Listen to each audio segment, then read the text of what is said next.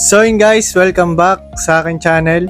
So for today's video, gagawa ko ng tutorial kung paano mag-withdraw ng USDT dito sa BitGet papunta sa inyong GCash.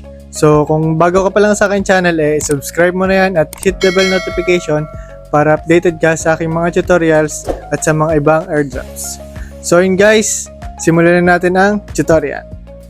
So yun guys, kung wala ka pang BitGet account, ilalagay ko na lang yung link sa description ng video ito. So ganito yung sample guys kung paano mag-sign up. So kapag na-upload na yung video ito, i-click mo lang yung sign up in BitGet, yung nasa baba yung kulay blue.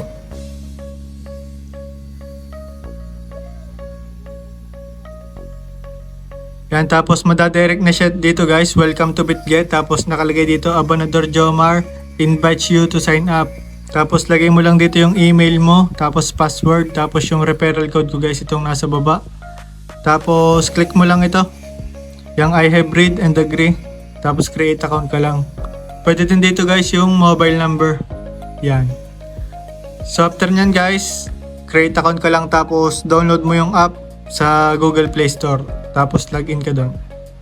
So yun guys, balik tayo doon kung paano mag-withdraw ng USDT dito sa BitGet papunta sa inyong GCash. So yun guys, after mo gumawa ng account, so i-verify mo yan para makapag-withdraw ka or para makapag-deposit ka ng mga airdrops. So punta ka lang dito sa may taas, click mo yan. Tapos yan, dapat ganito guys yung lalabas sa inyo, verified, tapos may kulay green na check. So after nyan guys, pwede ka na mag-deposit or pwede ka na mag-withdraw pag meron ka na ng airdrop. So yun guys, balik tayo kung paano mag-withdraw ng USDT dito sa BitGet. So punta lang kayo dito sa assets, sa baba. Yan, tapos meron ako ditong 64 USDT. So nandito siya sa spot. Yan guys, nandito siya sa spot. Kung sa Bybit guys, ito yung Unified Trading. So ang gagawin nyo dyan guys ay itatransfer nyo ito. Ano ninyo. Yan, pagbaliktarin nyo din ito guys, spot USDT, tapos ito palitan nyo ng funding account.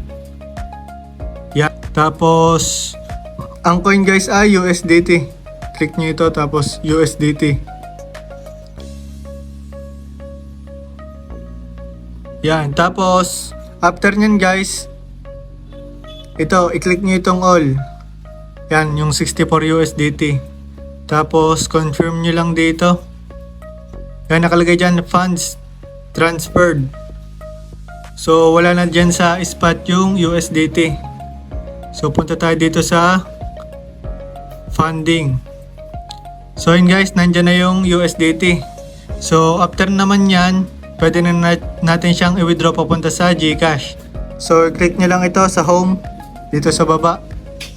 Same lang din guys ng process yung kagaya sa Bybit. So after nun guys, click nyo itong more. Yan, tapos click nyo itong P2P. Yung parang sa Bybit guys, yung P2P trading. Yan, tapos meron din ditong buy and sell. So dito tayo sa sell kasi magbebenta tayo ng USDT. Tapos makikita nyo dito guys, naka PHP na. Minsan kasi naka USD pa yan. So click nyo itong PHP. Minsan naka USD pa. So ito PHP yan. Para ito lalabas yung kung magkano yung $1.56. Tapos dito sa method, ang ilalagay ko ay GCash. Kasi GCash yung payment method ko dito sa BitGet. So kung wala ka pang GCash dito sa BitGet, ilalagay ko na lang din yung link sa description kung paano maglagay ng GCash dito sa BitGet. So yun guys, meron dito mga limit na ito 100 pesos. So hindi ako pwede dito mag-sell ng USDT kasi yung aking i-withdraw ay 3,000. So dapat ang limit ay 3,000 pataas. Pero kung ang limit nyo naman guys ay 100 lang, ang i-withdraw nyo ay 100 lang, pwede kayong mag-sell dito ng USDT. And so hanap tayo guys. Ito kay kay Crypto Chris PH. So ang limit niya ay 1,500. So pwede ako dito kasi 3,000 yung aking i-withdraw. Tapos makikita nyo dito na online siya. Tapos meron siyang 1,912 orders. Tapos 99% siya. Yan. Tapos sell.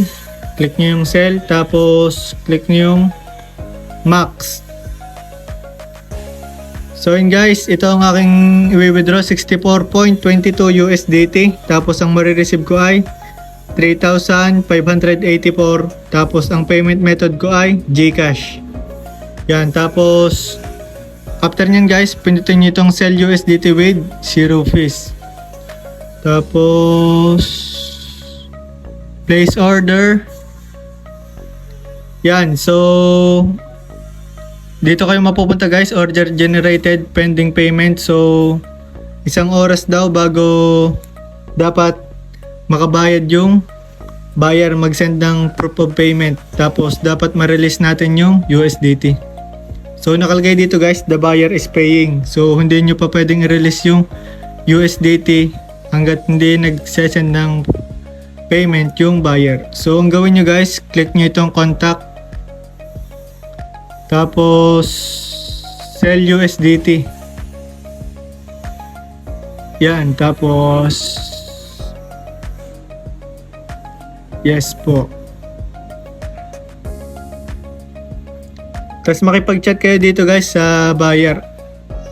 Kaya kino-confirm nila yung number ko sa GCash. Just wait nyo na lang guys. Mag-send yung ng payment yung buyer. Tapos back nyo lang ito.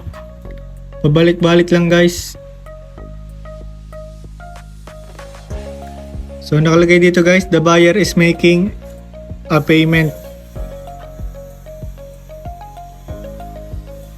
So ito ay naka-disable kasi hindi pa nga nagbabayad yung buyer. So ang marireceive ko guys ay, so yun guys, pwede nang release. Tapos ito, contact, done paying, kindly release USDT, thank you po. So ito yung kanyang proof of payment, 3,000. So back. So ito guys, nakalagay dito, never release cryptocurrency before actually receiving payment. So yun nga guys, wag daw kayo mag-release ng USDT. Tapos ito guys yung yung notif. Yan, you have received 3583 GCash. So punta lang tayo doon sa GCash, check natin kung dumating na. So yun guys, ito yung aking GCash. So dito tayo sa transaction.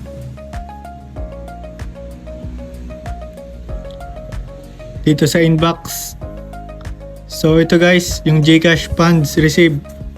So meron ako natanggap na 3,583. So yun guys, balik lang ulit tayo dun sa Bybit app. So yun guys, after nun, pwede nyo nang i-release yung USDT. So i-click nyo lang itong release. Tapos I have confirmed receive payment in the above account. Tapos confirm nyo lang. Tapos lagay nyo dyan guys yung code na magsasend sa inyong email at sa inyong number. So yun guys, after nyo malagay yung code, so ganyan yung lalabas, completed. So successful guys yung transaction natin dito sa buyer. So after nyan guys, pinutin nyo itong view assets. So makikita nyo dito guys, wala na yung aking USDT kasi nga na benta na natin doon sa P2P. So yun guys, habol ko lang ito sa mga gusto pong sumali dito sa aking Telegram channel. Ito po yung crypto airdrop. So yun po ay mga airdrop po na pwedeng pagkakitaan na walang ilalabas na pera o malaking puhunan. So yun guys, ganun lang yung pag-withdraw ng USDT sa BitGet papunta sa inyong GCash. So kung may katanungan kayo guys, ay comment nyo lang sa baba para masagot ko kayo at matulungan ko kayo sa mga susunod na video. So yun guys, kung nakatulong itong video ito, ay i-like mo na yan, i-share, at i-subscribe ang aking channel at hit the bell notification para updated ka sa mga tutorials ko at sa mga ibang airdrops. Kita-kits sa susunod na video guys. God bless!